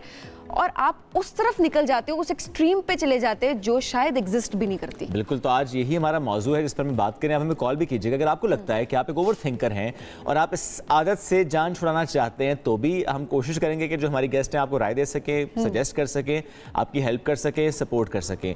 और अगर आपको ये पता ही नहीं है कि आप ओवर थिंकर हैं तो फिर भी आप हमें कॉल करें ताकि आपसे कुछ सवाल करके हम ये जान सकें कि क्या आप ओवर थिंकर है नहीं। वैसे are you over thinker? I am also over thinker, मुझे ये लगता है। अब कितना उससे हमें नुकसान हो रहा है, मुझे लगता है कहीं ना कहीं हम सब हैं, शायद इंटेंसिटी इंटेंसिटी मुख्तलिफ हो सकती है। एब्सोल्युटली। उस्मा मसरूर साहिबा साथ मौजूद हैं, साइकोलॉजिस्ट। अस्सलाम वालेकुम, कैसी हैं आप? वालेकुम सलाम, ठीक ठाक। ये कैसे मालूम होगा कि हम ओवर थिंकर हैं? जब आप तंग पड़ेंगे, हमारे पंजाबी में कहते हैं कि सोची पिया ते बंदा गया। अच्छा। तो जब आपको लगे कि आपके सारे काम रुकना शुरू हो गए हैं, कुछ और हो ही नहीं पा रहा, आगे बढ़ ही नहीं पा रहे, रूटीन जो है वो डिस्टर्ब हो गई है, तो इसका मतलब है कि अब, और इसके अलावा और भी चीज़ें, यानी कि सर में भी दर्द शुरू हो गया है, तबीयत भी खराब हो रही है, तो इसका मतलब है कि हम ओवर थिंक, सोया भी नहीं जा रहा आपसे, और ऐसे ज़ाहिर है बहुत सारे, नींद भी उड़ गई है। ये ज्यादा मसला शादीशुदा लोगों के साथ होता है या गैर शादीशुदा लोगों के साथ भी होता है? ये बहुत ही जो है ना वो अजीब सा क्वेश्चन है इसे इसको छोड़ दें। अच्छा, मैं शादीशुदा लोगों के हवाले से ये कि उनको ओवर थिंकिंग का टाइम कहाँ मिलता है, ये भी तो एक पॉइंट है। हाँ, ये भी एक पॉइंट वो है, अपनी मर्जी से ओवर थिंक भी नहीं कर सकते, ये भी एक बड़ा मामला है कि नहीं? एग्री करते हैं कि नहीं? करना पड़ेगा जाहिर है, ऑब्वियसली। डॉक्टर साहब, अब ये कहा जाता है ओवर थिंकर वो होते हैं जो कि बड़े सेंसिटिव लोग होते हैं, कि वो हर चीज को बहुत फील करते हैं और फिर अपने दिमाग पर सवार करते हैं। दिमाग पर सवार करते क्या है, दिमाग पर सवार हो जाती है चीज, और वो किसी तरह उससे छुटकारा नहीं पा रहे होते। वो जो एक और बंदा जो कि इतना ओवर सेंसिटिव नहीं है, वो बात हो गई, लेट इट गो, और बस अब जिंदगी में आगे बढ़ रहा है। देखिए, एक तो ये कि जब आप खुद भी सेंसिटिव होते हैं और कोई मामला भी सेंसिटिव होता है, कभी कभी आपको एक सिचुएशन पेश आ जाती है जो अब इस वक्त ज़रूरी है कि आप उसको डील करें, तो जाहिर है कि आप थोड़ा ओवर थिंक करेंगे, डेप्थ में जाएंगे तो कोई सोल्यूशन निकालेंगे।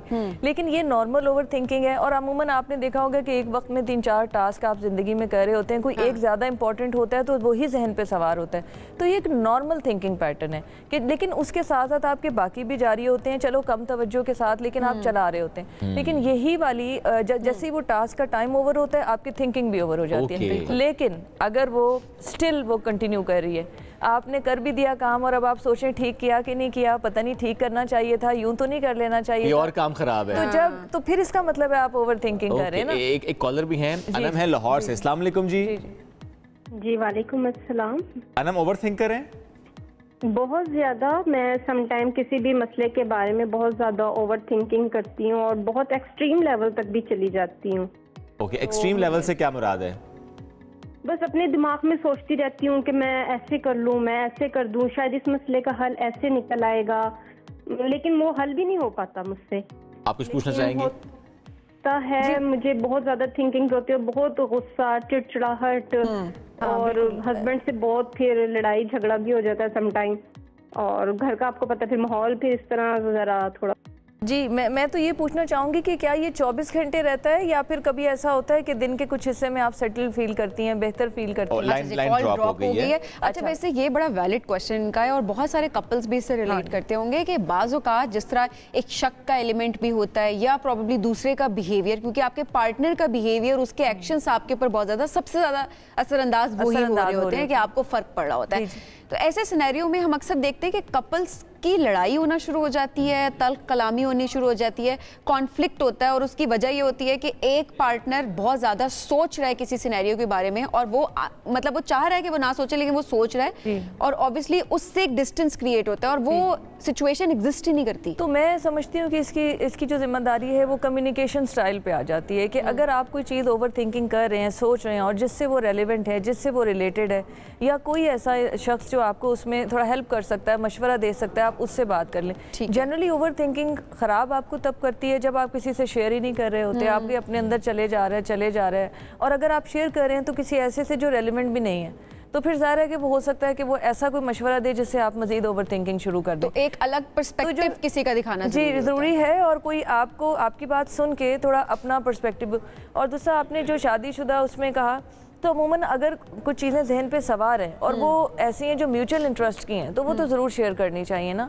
लेकिन अगर आपके खुद किसी से इख्तलाफात हैं, हस्बैंड के वाइफ से, वाइफ के हस्बैंड से, तो वो जो इख्तलाफात हैं या तो आप किसी के साथ बैठ के मशवरा कर लें कि इनमें से कौन सी चीज़ें ऐसी हैं जिस पे मुझे सोचना चाहिए और कौन सी पे नहीं सोचना चाहिए। ऑल्दो कि ये बात नहीं है कि आप सोच के सोचेंगे, ज़ाहिर है जब सोच आएगी तो आएगी, लेकिन बैक एंड पे जाके अगर आप थोड़ा सा प्रॉब्लम्स को इन डेप्थ देखने की कोशिश करें, आपको कहीं ना कहीं सोल्यूशन नज़र आना शुरू तो कम हो जाता है। दूसरा ये कि जनरली जो लोग सेंसिटिव होते हैं, आपने शुरू इस बात से किया कि आप सेंसिटिव होते हैं, तो अगर आप सेंसिटिव बहुत ज़्यादा इस वजह से होते हैं कि आपका सेल्फ कॉन्फिडेंस कहीं पे कंप्रोमाइज्ड होता है। अच्छा, अगर आप थोड़ा सा सेल्फ कॉन्फिडेंस गेन करें ना, क्योंकि देखिए वो किस तरह की ओवर थिंकिंग होती है कि मैं ये ठीक किया होगा कि नहीं किया होगा, किसी ने बात महसूस तो नहीं कर ली होगी, कहीं ये मेरे बारे में ऐसा तो नहीं सोच रहा होगा। सारी थिंकिंग जो है वो अपने ऊपर आ रही होती है, वो पर्सनलाइज्ड होती है और उससे आप और डिस्टर्ब हो रहे होते हैं। एक और कॉलर हैं, उस मसला में वो भी शामिल गुफ्तगू करेंगे।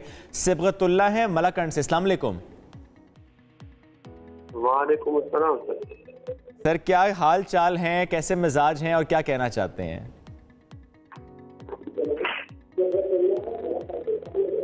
अच्छा, जो भी हमें कॉल करें अपने टीवी का वॉल्यूम कम कर दें, डायरेक्टली हमसे टेलीफोन से बात करें, चूंकि थोड़ा सा डिले होता है, उससे बात हो नहीं पाएगी। सो अभी हम अगले कॉलर का इंतजार करेंगे। अपनी बात मुकम्मल करना चाह रही हैं? जी, मैं यही बात कर रही थी कि जो अगर आप अपने ऊपर कॉन्फिडेंस रखें और आपको ये अंदाज़ा हो कि आप सर्टेन सिचुएशन में किस तरह एक्ट कर लेंगे, तो फिर आपकी ओवर थिंकिंग कम हो जाती है। ओके, बच्चे भी ओवर थिंकर होते हैं? जी, बच्चे होते हैं, क्योंकि देखिए इसको हम अपनी ज़ुबान में जो हमारी साइकोलॉजिकल लैंग्वेज है उसमें हम कहते हैं ऑब्सेशन। कि आप किसी चीज़ के बारे में इतना ज़्यादा सोचते हैं कि वो ऑब्सेशन बन जाता है, वो दिमाग पे सवार हो जाता है, आप अपने आप को डिसएंगेज नहीं कर पाते। तो जनरली बच्चे भी जो उनके कंसर्न्स होते हैं या जो उनकी कोई ख्वाहिशात होती हैं और वो पूरी नहीं हो पा रही या सोच रहे हैं कि, तो वो फिर ऑब्सेस्ड हो जाते हैं। अच्छा, मुझे एक छोटा सा वाक़या याद आ गया। मेरा बेटा है, ही इज़ 5 years old, और वो जब भी कोई नई चीज़ लेकर आता है तो वो उसको होता है कि वो चीज़ अब मेरे साथ रहे। इस रात उसने एक स्मार्ट वॉच ली, तो वो उस पहन के सो रहा था और रात को कहीं खुल गई, मैंने खोल के साइड पे कर दी, तो वो नींद में उसने कहा मुझे कुछ देर बाद, बाबा मेरी वॉच कहाँ है, और सुबह उठ के बाबा मेरी वॉच कहाँ है, बाबा मुझे वॉच दे दे। तो वो हर चीज़ में ऐसे करता है, सोए ओवर थिंकर तो नहीं है? नहीं, बच्चे इस तरह की ओवर थिंकिंग नहीं करते। बच्चे जो हैं वो इंटरेस्ट बेस्ड ओवर थिंकिंग होती है, किसी कोई चीज़ चाहिए तो उसके बारे में सोचते रहना। फिर अब देखें जैसे गेमिंग में बच्चे इन्वॉल्व हैं, जैसे वो मतलब गैजेट्स में इन्वॉल्व हैं, तो वो उनकी ओवर थिंकिंग उससे रिलेटेड हो गई भी है। बिल्कुल ठीक है। अच्छा, जो प्रोफेशनल लाइफ में हम देखते हैं जॉब्स करने वाले अक्सर ऑर्गेनाइजेशंस में, वो हर वक्त ये सोचते रहते हैं, अच्छा अगर मैंने ये कर दिया तो शायद मेरी जॉब चली जाएगी, अच्छा ये कर दिया बॉस नाराज हो जाएगा, अच्छा ये कर दिया मेरे कोलीग्स हैप्पी नहीं होंगे, ये कर दिया मेरी ग्रोथ रुक जाएगी। वो अपनी जॉब को लेके इतने ज्यादा सोचते हैं कि उससे उनकी बाकी जिंदगी इनसिक्योर हुए होते हैं अपनी जॉब को लेके, और एक फियर होता है, हर वक्त फियर होता है। तो अब ये देखें, फिर वो बात वहाँ सेल्फ कॉन्फिडेंस तक आ जाती है ना, कि आप अपने ऊपर अगर कॉन्फिडेंस रखें, आपको अपने माइलस्टोन्स पता हों, आप अपना एक प्लान ऑफ एक्शन डिवाइस करके रखें, आप अपने वो कहते हैं ना कि वो क्या कहते हैं इसको, सॉर्ट एनालिसिस करके रखें कि स्ट्रेंथ्स और वीकनेसेस जो हैं आपकी क्या हैं, कौन सी चीज़ें आपको बाद में तंग कर सकती हैं। तो अगर आप अपने आप को प्लानिंग के साथ लेके चलें और अपनी स्ट्रेंथ्स और वीकनेसेस का अंदाजा रखें, तो जनरली ओवरथिंकिंग नहीं होती। अब बुनियादी बात यह है कि आपने अपने सेल्फ कॉन्फिडेंस को बेहतर करना है। एक टिप क्या है उसकी, सेल्फ कॉन्फिडेंस बेहतर करने की? सेल्फ कॉन्फिडेंस भी बेहतर करना और सिचुएशन का अगर एक एनालिसिस ले लें तो बेहतर है। ठीक है, हाँ जी, ताकि आपकी ओवरथिंकिंग ना हो। अन्य काम ना करें, जरा सोच समझ के काम किसी से शेयर जरूर करें। शेयरिंग बड़ी अच्छी चीज है कि आपको एक अलग पर्सपेक्टिव मिलता है। ये जरूर ध्यान रखें शेयर किससे कर रहे हैं, स्पेशली मैरिड कपल्स। ध्यान करें, बहुत जरा बेहतर आपस में कर ले, जरा बेहतर हो जाता है कि नहीं तो किसी ऐसे इंसान के साथ जो सिंसियर हो। अच्छी बात है, अच्छी बात है। डॉक्टर साहब बहुत शुक्रिया प्रोग्राम में ज्वाइन करने के लिए। नाज़रीन, हम बढ़ेंगे एक ब्रेक की जानिब, स्टे विद अस। अब आपकी मुलाकात करवाएंगे एक ऐसे शख्स से जिन्होंने बेइंतहा मुश्किलात के बावजूद इल्म की शम्मा जलाई रखी है, और वो पुरुमीद हैं कि उनकी कोशिशें रंग लाएंगी और इनके तलबा पढ़ लिख कर कौम की खिदमत करेंगे। हम बात कर रहे हैं सिंध के ज़िला सांगर से ताल्लुक़ रखने वाले उस्ताद सैयद मेहताब बुखारी अलमारूफ ज़ियाउल हसन बुखारी साहब की, जिन्होंने कई सालों से बंद सरकारी स्कूल में चार्ज संभाला है और अपने मुनफरद अंदाज और बच्चों को भरपूर शफकत से वो पढ़ाते हैं। उन्होंने स्कूल का नक्शा एक तरह से तब्दील कर दिया। सरकारी स्कूल की बोसीदा इमारत जिसमें ना तो खिड़कियाँ हैं, ना दरवाजे हैं और ना ही फर्नीचर है। अच्छा, ये ज़मीन पर बच्चों को बैठकर वहाँ पर वो पढ़ाते हैं, किताबें भी उनको फराहम करते हैं और साथ साथ उनकी बाकी ज़रूरियात पूरी करते हैं। हर माँ अपने खर्चे पर इनके बालों की कटिंग भी करवाते हैं, मतलब बच्चों को वेल मेंटेन भी रखते हैं और साथ एक जदीद तरीके से उनको पढ़ाने की भी कोशिश करते हैं। तो इस वक्त ये ज़यालुल हसन साहब हमारे साथ मौजूद है, उनसे पूछते हैं कि कैसे उन्हें ख्याल आया कि उन्हें एक स्कूल को, एक जो बोसीदा इमारत है बेसिकली मैं उसको जो बंद पड़ी है, उसको कैसे उन्होंने आबाद करना और बच्चों को किस तरह तालीम की तरफ लेके जाना है। जैसा बहुत शुक्रिया प्रोग्राम में ज्वाइन करने के लिए। जरा बताइएगा कैसे आपको ख्याल आया कि ये स्कूल तो बंद पड़ा है, अब इस इमारत को दोबारा से आबाद करने की जरूरत है। सबसे पहले बहुत शुक्रिया, आप लोगों ने इस चीज़ को हाईलाइट किया। असल में ग्राउंड रियलिटी से पहले बैकग्राउंड होता है और अल्हम्दुलिल्लाह मेरा जो बैकग्राउंड है वो ऐसा ही है कि जो क्या कहते हैं कि समाजी काम करना मुझे अपनी फैमिली से ही मिला है सारा, और अल्हम्दुलिल्लाह 17 साल से सोशल एक्टिविस्ट भी हूँ। हमारी एक टीम है, हम उस पर काम करते हैं और मेरी ड्रीम जॉब समझ लें आपकी, मेरी ड्रीम जॉब है कि मैंने बच्चों के अंदर ये सारी चीज़ें ट्रांसफ़र करनी है कि जो हमारी वक्त की ज़रूरत भी है और हमारी नई जनरेशन को एक ग्राउंड मिले जहाँ से वो इन सारी चीज़ों को सीखें। और आपने इस स्कूल की बात की तो ये स्कूल 1913 का है, मतलब रजिस्टर्ड 1913 का है, दरमियान में एक दो बार रिपेयर भी हुआ होगा, लेकिन इस वक्त की जो इसकी पोजीशन थी उसमें टोटल 3 बच्चे थे जब मैंने वहाँ पर ज्वाइन किया, और उसके लिए फिर बहुत ज़्यादा एफर्ट्स करनी पड़ी, भाग दौड़ करनी पड़ी, लोगों में जाना पड़ा, उन लोगों से मिलना पड़ा, उनको कन्विंस किया गया कि आप यहाँ पर आएँ। और वालिदैन की तरफ से भी ये था कि हम ऐसी जगह पर अपने बच्चों को क्यों भेजें कि जहाँ पर कुछ भी नहीं है। जी अच्छा, और मैं ज़रूर जानना भी चाहूँगा क्योंकि हम सिंध से मुतालिक बहुत से स्कूलों से मुतालिक यही बात सुनते आए हैं, स्पेशली गवर्नमेंट की तरफ से, कि अच्छा इसलिए वो स्कूल नहीं चल रहा चूँकि वहाँ पर उस्ताद नहीं है या वहाँ पर बच्चे नहीं हैं, वो स्कूल करीब करीब हैं, इसलिए हम कुछ स्कूल हमने बंद कर दिए। जब गोश्त स्कूल की बात करें तब भी यही जवाब सुनने को मिलता है। तो एग्जैक्टली जिस इमारत में आप बच्चों को पढ़ा रहे हैं, इसकी क्या हिस्ट्री है? क्या पहले आबाद था, बच्चे आते थे, उस्ताद थे, हुआ क्या? मेरी ज्वाइनिंग हुई है सर 22 नवंबर 2022 की मेरी ज्वाइनिंग है, और जब मैं इस स्कूल के अंदर गया तो मैंने वहाँ पर यही देखा कि बिल्डिंग की जो कंडीशन है वो इंतहाई नाकिस थी। कोई पानी पीने का सिस्टम नहीं था, कोई वाशरूम्स नहीं थे, कुछ भी नहीं था वहाँ पर।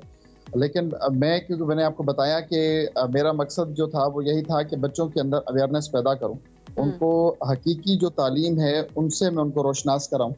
तो इसलिए फिर उसकी हिस्ट्री तो 1913 का मुझे पता है कि ये बहुत पुराना स्कूल है, बहुत सारे लोग यहाँ से पढ़कर निकले हैं। अच्छा। लेकिन मौजूदा कंडीशन यही थी कि यहाँ पर कोई एक्टिविटीज नहीं थी बच्चों के हवाले से, कि कोई एडमिशन वगैरह नहीं थी। लेकिन इसके करीब तरीन कोई स्कूल अगर है वो कितने फासले पर है? जो नियरेस्ट भी है वो कितना दूर है? जो कि फंक्शनल एक्चुअली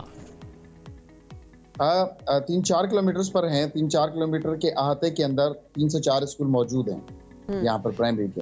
अच्छा, अभी आपके पास कितने बच्चे इस वक्त, स्ट्रेंथ क्या है? उस टाइम तो जाहिर है कोई भी, आप कितने बच्चे हैं जो कि वहाँ पर आपके पास ज़ेरे तालीम है?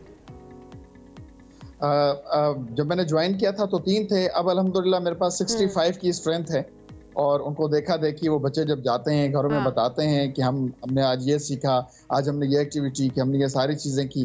फिर मैं खुद भी गांव विजिट करता हूं और लोगों को कन्विंस करता हूं कि आप यहां पर भेजें। इंशाल्लाह मुझसे जो भी मुमकिन हो सकेगा मैं उनकी तरबियत करूंगा। तो अल्हम्दुलिल्लाह मेरे पास 65 की स्ट्रेंथ है।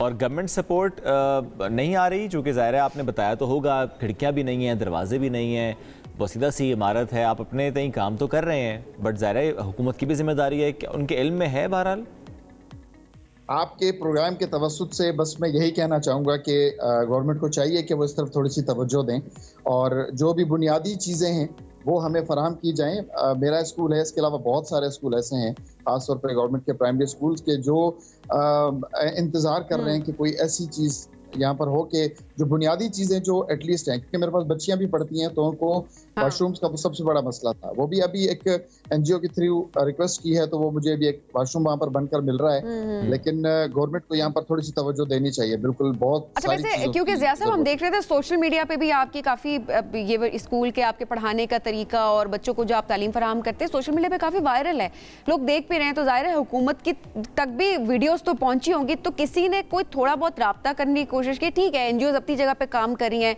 वेल एंड गुड, लेकिन जैसा शोएब ने बताया कि जिम्मेदारी तो ये हुकूमत पे आयद होती है हर तरह से, तो क्या किसी ने राब्ता करने की कोशिश की या आपने राब्ता किया और क्या रिस्पॉन्स था? एज पर रिक्वेस्ट मैंने एप्लीकेशंस वगैरह भी दी, सबको बोला, लेकिन ताहाल अब तक जो है वो ऐसा कोई रिस्पांस मुझे पॉजिटिव नहीं मिला अपने बिहाफ पे, और जो भी मेरे दोस्त हैं जो मेरे साथ ताउन करते हैं उस बिहाफ पर ही अब तक जो भी किया है वो मैंने किया है। अच्छा। बहुत सारी चीज़ें हैं, जैसे नलका लगवाया, पूरे स्कूल के अंदर पार्किंग लगाई, सारी मिट्टी डलवा के सारा उनका जो है वो पार्क वगैरह उनके लिए बनाया। ग्राउंड की बहुत अशद ज़रूरत है बच्चों के लिए, एक्टिविटी के लिए कोई जगह नहीं है ऐसी कि उनको मैं मजीद स्पोर्ट्स की तरफ भी लेकर आऊँ। अच्छा, वैसे ऑन पेपर अगर आपके पास इस बारे में कोई इन्फॉर्मेशन हो कि इस स्कूल में ऑन पेपर गवर्नमेंट की तरफ से कितने उस्ताद तैनात हैं और कितना अमला है, कोई प्रिंसिपल कोई और, या कि नहीं बस आप ही की जिम्मेदारी सौंपी है और आप ही वो कर रहे हैं और सब कुछ आप ही कर रहे हैं? स्टाफ तो है हमारे पास यहाँ पर। अच्छा, हम टोटल 3 टीचर्स हम यहाँ पर हैं। और हाँ जी, वो होते साथ ही हैं, लेकिन एक्टिविटीज क्योंकि वो क्या कहते हैं कि खून में जोश है, बहुत ज्यादा एक्साइटेड होता हूँ ये सारी चीजें करके। लेकिन वो मैं जॉब को ऐसे जॉब नहीं लेता, मैं मतलब क्रेज है मुझे, मैं इसको एज अ पैशन लेता हूँ। और वो भी होता है ना कि एक सिस्टम होता है बेसिकली एक इदारे का, तो जाहिर है वो सिस्टम अगर आपको ना प्रोवाइड किया जा रहा तो बच्चे भी उस सिस्टम के अंदर रह के सीखते ना, वरना किताबें तो वो जाहिर है ट्यूशन भी पढ़ सकते हैं, घर भी, तो एक स्कूल का माहौल फराहम करना कि आपके पास इंफ्रास्ट्रक्चर हो, साथ में आपका एक डिसिप्लिन हो, आपकी एक रूटीन हो, वहाँ पर स्टाफ हो, प्रिंसिपल की जिस तरह बात हो रही है, लैब्स की फैसिलिटीज़ हो। स्कूल तो पेरेंट्स बच्चों को इसलिए भेजते हैं, इसलिए तो सिर्फ नहीं भेज रहे होते कि एक जिस तरह वो ज़माना था कि टाट पे बैठ के पढ़ते थे, हम अपने वालिदैन से सुनते थे, तो आज 2024 की जब हम बात करें तो हम वही बात सुन रहे हैं कि टाट पे बैठ के बच्चे पढ़ रहे हैं।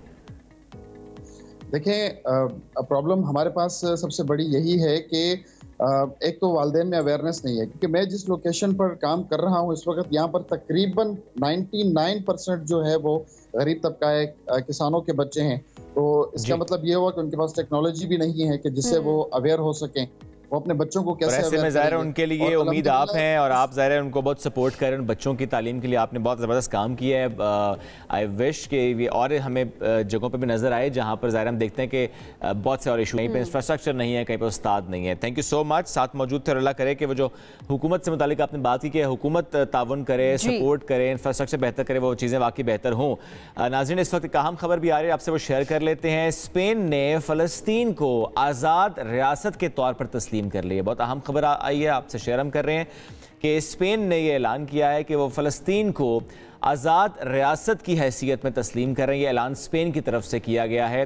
ये बहुत अहम खबर है जब हम देख रहे हैं फ़लस्तीन में जिस तरह से जुल्म बर्बरियत का बाजार गर्म है, जैसे इसराइल वहाँ पर कार्रवाइयाँ कर रहा है। कुछ रोज़ पहले जिस तरह था, बताया जा रहा था कि ये इस तरह से ऐलान कर कर जाहिर है इसको तस्लीम किया जाएगा, तो उस लिहाज से अब देखा जाए तो आज स्पेन ने फ़लस्तीन को आज़ाद रियासत तस्लीम कर लिया है, ऐलान कर दिया। वज़ीर आज़म साहब ने कहा है कि मशरक़ी यरूशलेम फ़लस्तीन रियासत दारुल हुकूमत तस्वर किया जाएगा। वो कहते हैं अमन फ़लस्तीन वालों का हक है।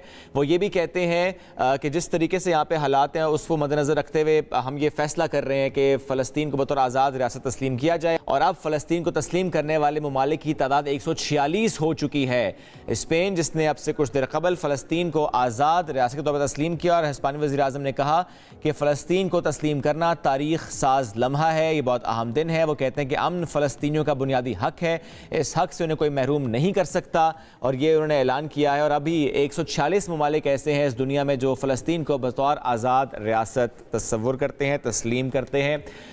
जब हम बात फ़लस्तीन की कर रहे हैं तो ऐसे में हम क्यों इतवार का जिक्र ना करें कि जब एक पनाहगज़ीन कैंप पर फ़ज़ाई हमला किया इसराइल ने, और उस फ़ज़ाई हमले के नतीजे में 40 से ज़ायद फ़लस्तीनी शहीद हुए हैं। और इस हमले के बाद कैंप में जिस तरह आग लगी और कई पनाहगज़ीन ऐसे जिंदा जल गए, वो बर्बरियत के इंतहा हमने इतवार के रोज़ देखी। वैसे तो हम बहुत अरसे से अब ये देखते आ रहे हैं, लेकिन किस तरह से उन बच्चों के विजुअल्स वो हम इस वक्त दिखा नहीं सकते कि एक शख्स ने एक बच्चे को जिस तरह उठाया हुआ था कि उसका सर धड़ से अलग था, और वो एक अफसोसनाक, मतलब अभी तक कोई भी शख्स अगर उसको देखे तो वो दोबारा से उस इमेज को नहीं देख पा रहा होता। और जाहिर है ऐसे इमेजेस हैं कि जो कि हम इस वक्त टीवी स्क्रीन पर भी आपको नहीं दिखा सकते हैं, बट ये किस तरह से जुल्म बर्बरियत की इंतहा की गई है ये पूरी दुनिया देख रही है, लेकिन पूरी दुनिया इस पर आवाज़ भी उठा रही है। और जिस तरह आपने बताया कि 40 से ज़ायद फ़लस्तीनियों को वहाँ पर शहीद कर दिया गया है। एट द सेम टाइम अगर देखा जाए तो इसराइल की तरफ से हरदर्मी जो है वो हर तरीके से जारी है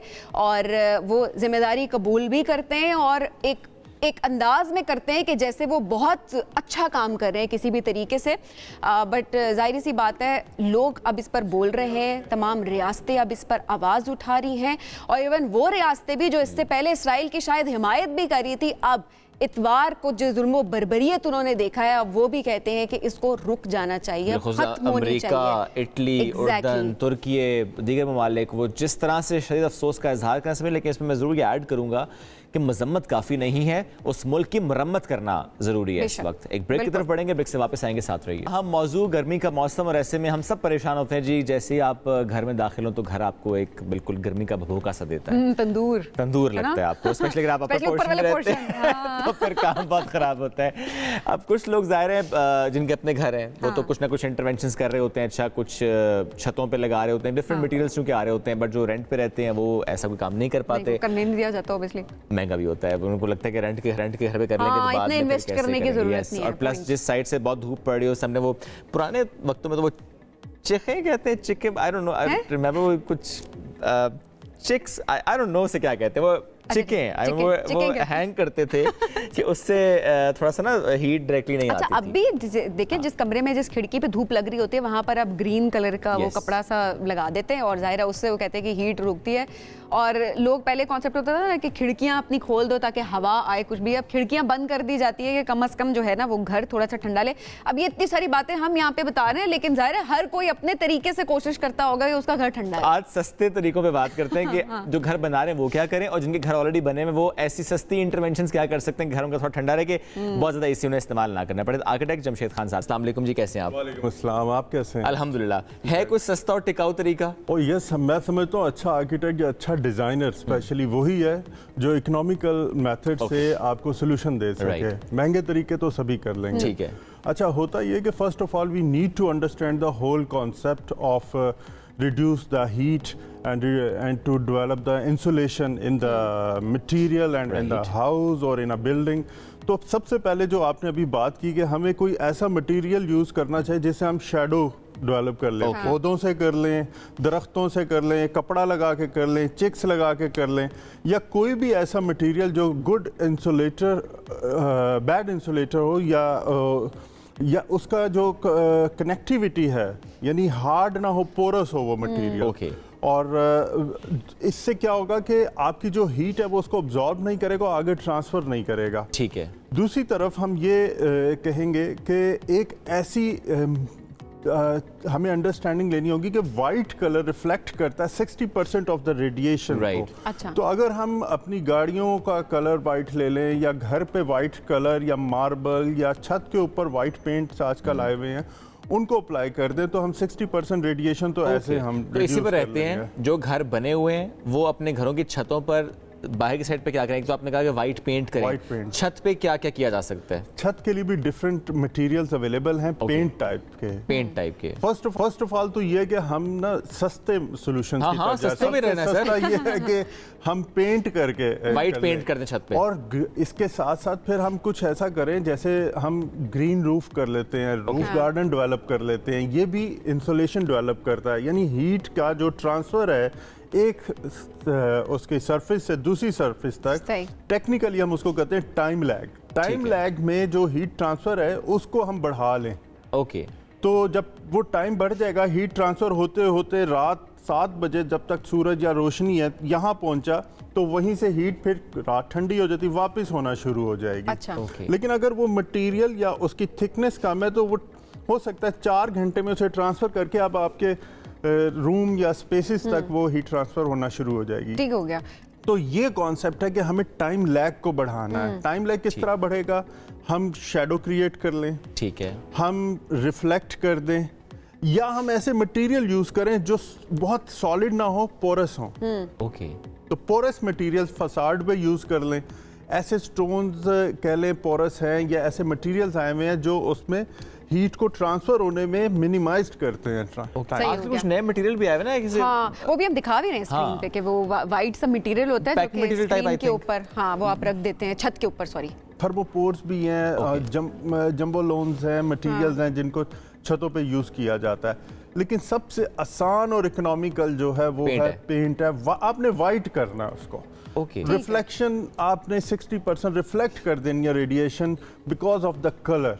अच्छा, अब ऐसे में देखा जाए तो ऊपर वाला पोर्शन, अब किसी ने 2 घर हैं, दोनों ने पेंट नहीं किया हुआ, दोनों को धूप लग रही होती है, लेकिन एक का पोर्शन जो है वो ज़्यादा गर्म होता है, एक का जो है वो कम गर्म होता है। क्या सीलिंग का कोई फ़र्क होता है? क्या घर बनाते हुए इन चीज़ों का पहले से ख्याल रखना होता है? आपकी ये जो अभी इन्होंने बात की ना बनाते हुए, सबसे पहले कि हम बनाएं ऐसा, हम डिज़ाइन ऐसा करें, हम ऐसा उसका थॉट प्रोसेस करें कि उसमें जो सन ओरिएंटेड स्पेसेस हैं उनको देखें, वो ज़्यादा यूज़ होने वाली तो नहीं है। जिस तरफ साउथ फेसिंग है वहाँ हम स्टोर्स को ले जाएं, वहाँ हम कोई वार्डरोब्स को ले जाएं, ताकि वो बफर क्रिएट हो। आपने देखो कि आप बात कर रहे थे पुराने घरों की, हमारा हेरिटेज, उसमें क्या होता था, वो छज्जे बने होते थे, झरोके बने होते थे। वो झरोकास क्या होते थे? वुड के थे।